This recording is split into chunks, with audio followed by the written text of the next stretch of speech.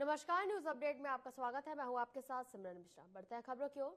तो भारतीय जनता पार्टी प्रदेश कार्य समिति की बैठक हुई। भाजपा के राष्ट्रीय अध्यक्ष जेपी नड्डा, मुख्यमंत्री योगी आदित्यनाथ, उप मुख्यमंत्री ब्रजेश पाठक, उप मुख्यमंत्री केशव प्रसाद मौर्य, प्रदेश अध्यक्ष भूपेंद्र चौधरी और योगी सरकार के सभी कैबिनेट और भाजपा के तमाम कार्यकर्ता शामिल हुए। बैठक में आगामी होने वाले विधानसभा चुनाव को लेकर योजना बनाई गई और जेपी नड्डा ने आगामी 2027 के चुनाव में प्रचंड बहुमत को लेकर दिशा निर्देश दिए हैं। भारतीय जनता पार्टी की कार्य समिति की बैठक है, जहां बैठक की बात कर ले तो तमाम मंत्रीगण यहां पर पहुंच चुके हैं। जो भारतीय जनता पार्टी के राष्ट्रीय अध्यक्ष जेपी नड्डा सहित उत्तर प्रदेश मुख्यमंत्री योगी आदित्यनाथ भी मौजूद हैं। बात कर ले, आज कार्य समिति की बैठक है, किस तरीके की क्या तैयारियां हैं और होने वाले जो उपचुनाव हैं उनमें किस तरीके से क्या तैयारी है? भारतीय जनता पार्टी उत्तर प्रदेश में 10 उपचुनाव होंगे, उनको जीतने का काम करेंगे और आज भारतीय जनता पार्टी का प्रदेश कार्य समिति में एजेंडा तय हो रहा है। इस एजेंडे के अनुसार हम काम करेगी भारतीय जनता पार्टी के कार्यकर्ता और 2027 का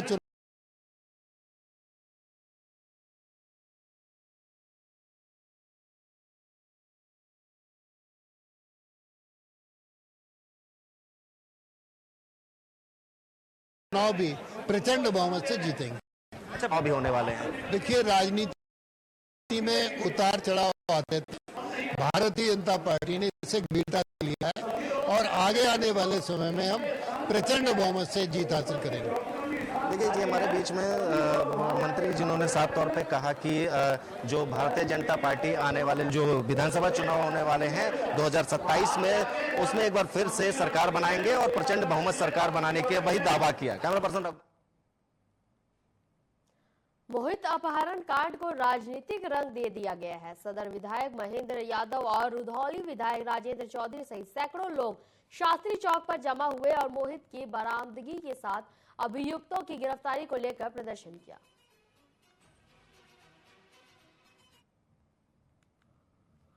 और लगभग 1 किलोमीटर की दूरी पर कोतवाली है और अपराधियों का इस तरीके से मनोबल बढ़ा हुआ है, फिल्मी स्टाइल में आकर के दोनों गाड़ी से जिस तरीके से उस बच्चे के साथ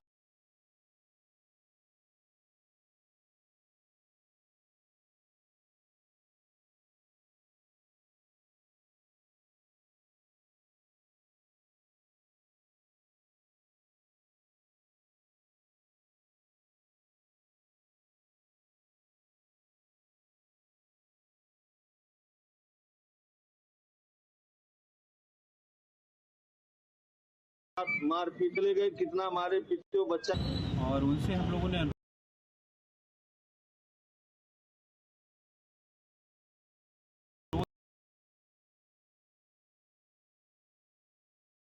किया है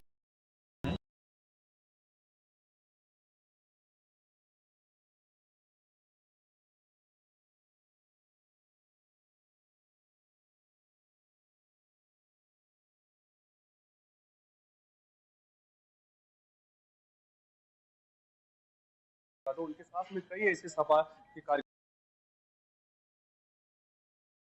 हैं।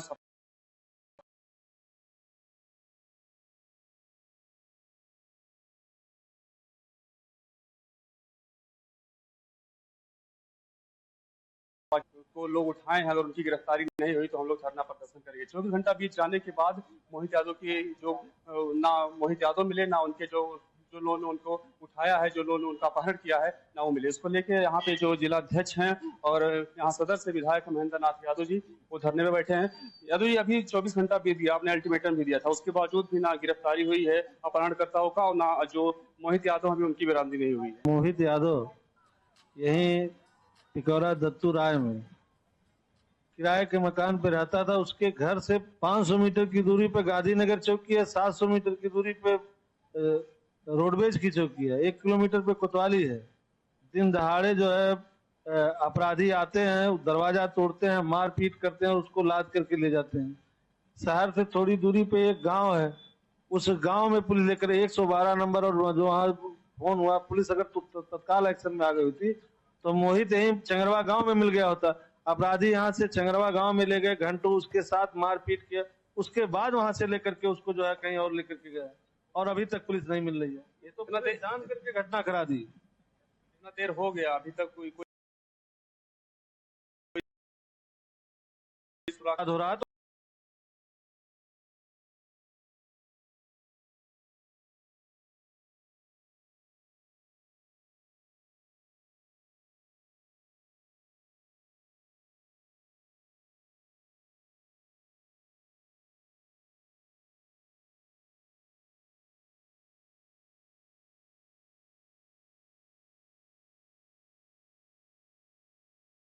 अपराधियों का मनोबल बढ़ा हुआ है और हम लोग लोहिया जी को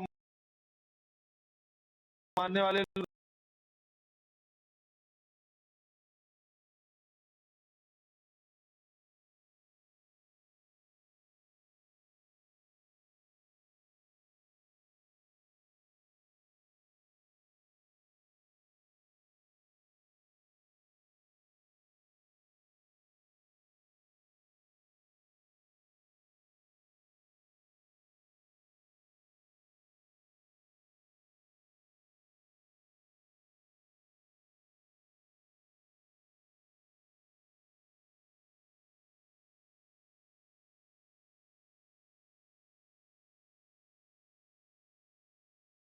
जब तक उसकी सकुशल वापसी नहीं हो जाती। सपा की जिला 100 मीटर 200 मीटर कोतवाली सामने आया है, जिसमें ई रिक्शा के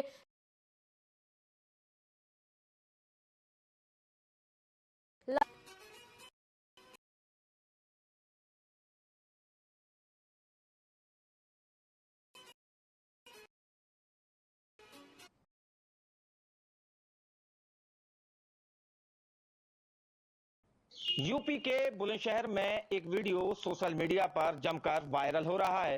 वायरल वीडियो में एक ई रिक्शा चालक 3 शवों को रखकर ले जाता हुआ नजर आ रहा है। वहीं जब वीडियो सोशल मीडिया पर वायरल हुआ तो स्वास्थ्य विभाग में हड़कंप भी मच गया और अब स्वास्थ्य विभाग पर लगातार सवाल खड़े हो रहे हैं। वायरल वीडियो होने के बाद स्वास्थ्य विभाग की लापरवाही भी देखने को मिल रही है। हालांकि स्वास्थ्य विभाग के आला अधिकारियों का दावा है कि शवों के परिजनों द्वारा कोई भी स्वास्थ्य विभाग से मदद नहीं मांगी गई थी। यदि शव के परिजनों द्वारा स्वास्थ्य विभाग से मदद मांगी गई होती तो उनको हर सुविधा मुहैया कराई जाती। हालांकि अब बुलंदशहर के मुख्य चिकित्सा अधिकारी यह भी दावा कर रहे हैं कि वीडियो की जांच कराकर दोषियों पर कार्रवाई की जाएगी। अपने सहयोगी विकास के साथ मुकेश राजपूत, टीवी 24 न्यूज, बुलंदशहर। बिजनौर के नाहटौर इलाके से गुलदार के हमले का मामला सामने आया है। दरअसल काफी दिनों की शांति के बाद गुलदार फिर से एक्टिव हो गया है, जहां गुलदार ने 8 वर्षीय मासूम बच्ची पर हमला कर दिया। घटना की सूचना मिलते ही पुलिस घटनास्थल पर पहुंचकर मामले की जांच कर रही है। जांच में जहां गंभीर रूप से घायल बच्ची को अस्पताल ले जाया गया, वहीं चिकित्सकों ने उसे मृत घोषित कर दिया। बच्ची की मौत से परिवार में कोहराम मच गया है। फिलहाल जांच जारी है।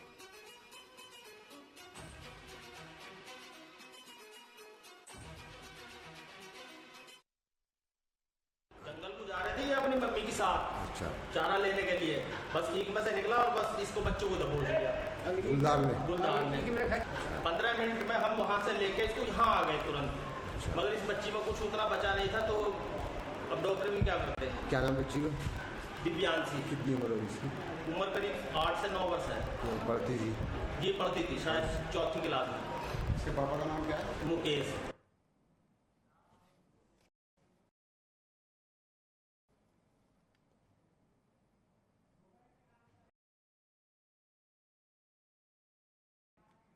बुलंदशहर में नकाबपोश 3 बेखौफ दबंगों ने स्कूल जा रहे छात्र पर मारपीट कर गोली चला दी। दबंगों ने स्कूली छात्र पर 315 बोर के तमंचे से फायर किया और तमंचे की बट से हमला किया।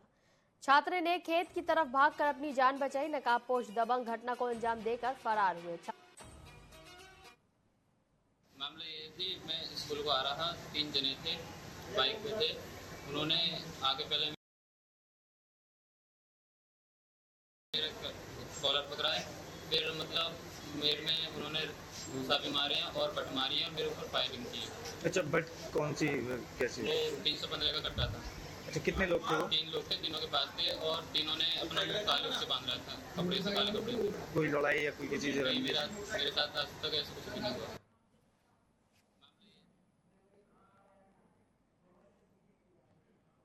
अमेठी सांसद ने राजीव गांधी वृक्षारोपण अभियान की शुरुआत कांग्रेस कार्यालय से की है। राजीव गांधी वृक्षारोपण अभियान में 17,000 पेड़ 7 ब्लॉकों में लगाने का संकल्प लिया गया। इस दौरान सैकड़ों की संख्या में कांग्रेसी कार्यकर्ता मौजूद रहे। सांसद ने मीडिया से बात करते हुए कहा कि पर्यावरण दूषित हो गया है, इसको सही करने के लिए पेड़ लगाने से अच्छा कोई उपाय नहीं है। पर्यावरण को चुस्त दुरुस्त रखने के लिए सभी देशवासियों को पेड़ लगाना चाहिए।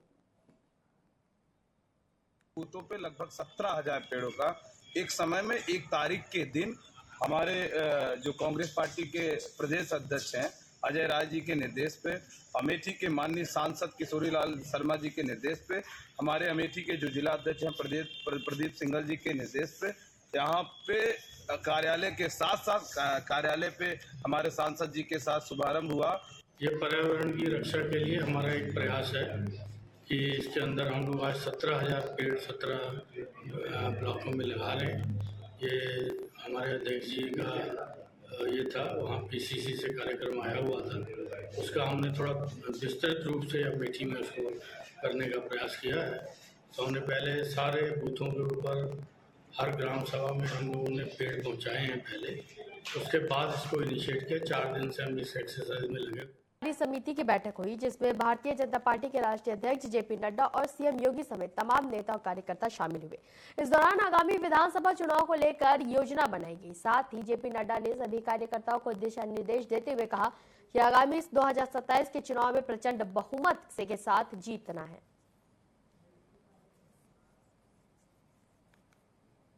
भारतीय जनता पार्टी की कार्य समिति बैठक आज है और राजधानी लखनऊ में भारतीय जनता पार्टी के राष्ट्रीय अध्यक्ष जेपी नड्डा सहित उत्तर प्रदेश मुख्यमंत्री योगी आदित्यनाथ और दोनों डिप्टी सीएम मौजूद हैं और साथ ही साथ हमारे बीच में योगी सरकार कैबिनेट मंत्री अनिल राजभर हैं।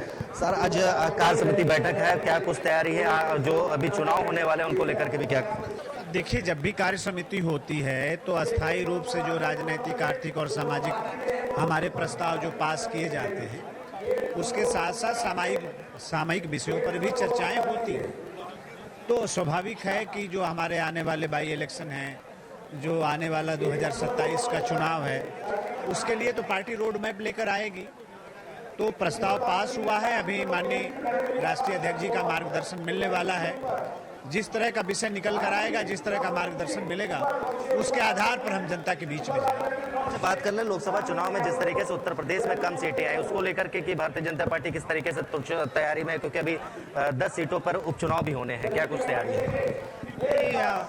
जो कम सीटें आई, क्या कमी रह गई, उस पर तो तमाम विभिन्न प्रकार की समीक्षाएं तो हो ही रही हैं और जिस तरह का झूठ, जिस तरह का अफवाह विरोधियों की तरफ से एक नैरेटिव बना के संविधान और आरक्षण को मुद्दा बनाकर जिस तरह की चर्चा की गई, तो अब तो वो बेनकाब हो गए हैं। जनता के सामने उनका चेहरा आ गया है। 8,500 रुपया खटाखट टकाटक, ये सारी बातें आई, लेकिन जनता के सामने अब विपक्ष पूरी तरीके से बेनकाब है। अब दोबारा देखिए, हमारे यहाँ बनारस में बहुत अच्छी कहावतें कही जाती है कि काठ की हाड़ी बार बार नहीं चढ़ती। तो विपक्ष काठ की हाड़ी बार बार चढ़ाने की कोशिश करेगा तो उसमें सफलता नहीं मिलने वाली है। जो कमी रह गई है उससे सबक सीखा है और उसको दूर करके हम लोग जनता के बीच में जाएंगे, बाई इलेक्शन भी जीतेंगे और 2027 में फिर से सरकार भी बनेगी। ये थे हमारे बीच में कैबिनेट मंत्री अनिल राजभर, जिन्होंने साफ तौर पे कहा कि इस बार होने वाले जो 2027 के चुनाव है उसमें भारतीय जनता पार्टी पूरी तरीके से तैयार है और बात की उन्होंने विपक्ष को पूरी तरीके से घेरने का काम किया। साफ तौर पे उन्होंने ये बात कही कि जिस तरीके से विपक्ष बातें करता है, विपक्ष जिस तरीके से मुद्दे खड़े करता है, उनके लिए भी तैयारी पूरी है, क्योंकि विपक्ष को पूरी तरीके से जनता की बात कर ले तो जनता की तरफ से भी बोला गया कि जनता पूरी तरीके से विपक्ष को नकाब कर चुकी है और अब होने वाले चुनाव में भारतीय जनता पार्टी पूरी तरीके से तैयार है। कैमरा पर्सन रघुनाथ के साथ मैं आदित्य, टीवी 24 लखनऊ। अमेठी में संदिग्ध परिस्थितियों में रेलवे ट्रैक पर 22 वर्षीय युवक की लाश मिली है। युवक के शरीर पर चोट के निशान मिले। मृत युवक के दोस्त दोस्तों के साथ घर से बाहर गया था। राजा किशनपुर केवई गांव निवासी मोनू के रूप में युवक की पहचान की गई है। परिजन हत्या की आशंका जता रहे हैं।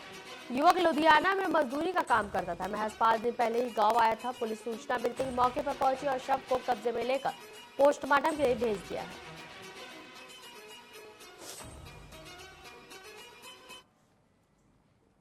जालौन से पुलिस कस्टडी में युवक की संदिग्ध मौत का मामला सामने आया है, जिसे लेकर परिजन 3rd डिग्री टॉर्चर के चलते मौत का आरोप लगा रहे हैं। मामले में बताया जा रहा है कि 1 दिन पहले युवक को हत्या के आरोप में कस्टडी में लिया गया था, जहां पूछताछ के दौरान उसकी तबीयत बिगड़ी और उसकी मौत हो गई। फिलहाल मामले की जांच की जा रही है। से हमको भी पकड़ ले गए थे। हमको भी मारा था, बहू को मारा था, हमारी एक छोटी थी। फिर भगवान ने हमको कल छोड़ दिया, हम भाग गए, उन्हें वहीं छोड़ आई थी।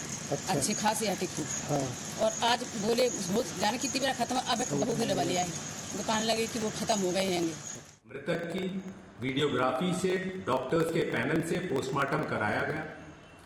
पोस्टमार्टम रिपोर्ट में मृत्यु का कारण असर्टेन पाया गया। मृतक के शरीर पर कोई भी ऐसी जाहिरा या अंदरूनी चोट इंजरी नहीं थी जिससे मृत्यु कारित हो सके। सत्यता ज्ञात करने के लिए मजिस्ट्रियल इंक्वायरी का व पीएम रिपोर्ट का व अन्य साक्ष्यों के अवलोकन के बाद जो सत्य होगा वह सामने आएगा, जिससे आपको अवगत कराया जाएगा। न्यूज अपडेट में फिलहाल के लिए इतना ही। बने रहिए टीवी 24 के साथ। नमस्कार।